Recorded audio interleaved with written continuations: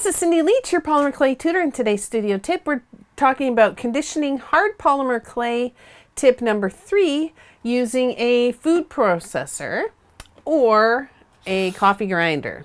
So, we've had a few other videos talking about hard polymer clay that is too crumbly to actually condition by hand or with your pasta machine. And here I've got some more here. It's a little bit of really old Fimo Soft. I normally work with Primo, and so all my Primo is fresher than this old stuff. So I'm using the Fimo to demo, but it's a good one to start with. And as you can see, it's extremely crumbly. Now, one thing you can do, I've showed you where you could add oil, you can do things, and those can be a little bit messy. Another thing you can use is a old food processor. Don't use your new one or one that you're going to be using food with. Or you can also use a coffee grinder. They act a little bit differently, but I'll just show them to you here.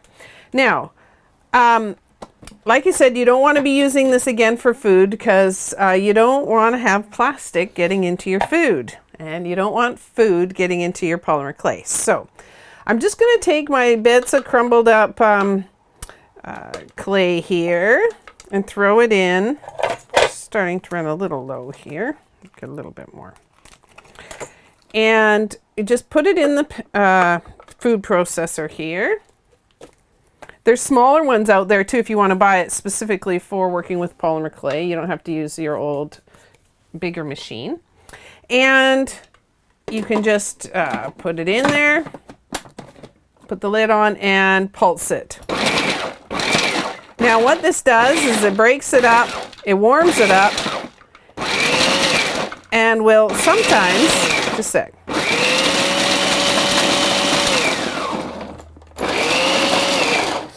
It will, depending on where it's at, if it's a little bit softer, it'll glob up together and ball up a bit. This is very, very dry and powdery, so this won't clump up quite as much, but it will gather into a ball a lot better than it was doing before. Now, one thing that you can do to coax it along is you can add oil like I did before, a couple drops at a time.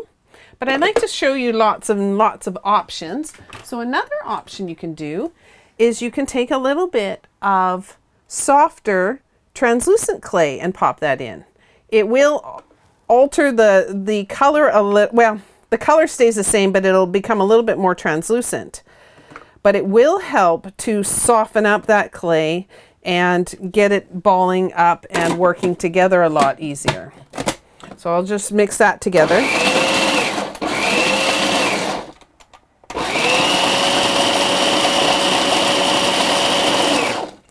And when you go to ball this up, and you can see,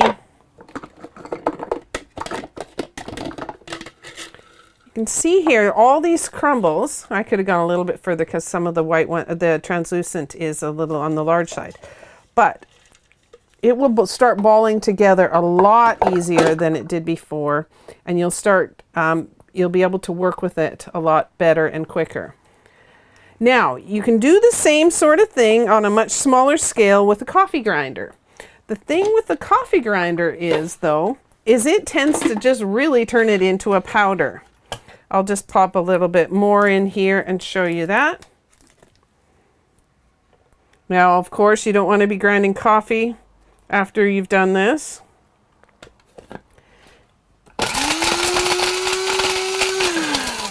It basically turns it right into a fine dust. This can be gathered together and made back into clay. It takes a little bit more work. You can also throw in some translucent in with that. It will clump together a little better.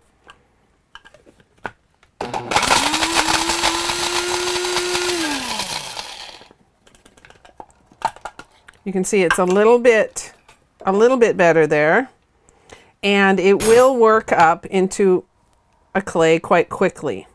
So that will work. And it's a great way to use either one of these machines for mixing batches of colors. If you've got a really large amount of clay that you need to mix, this is a much quicker way to get mixing your colors together than if you had to do it all by hand. So I hope that was helpful for you. If it was, do let us know if you liked this video. And also, if you have any other requests for videos on topics or techniques or tips that you would like to learn from me in a future video, leave those in the comment section below. We'll see you next time, and bye for now.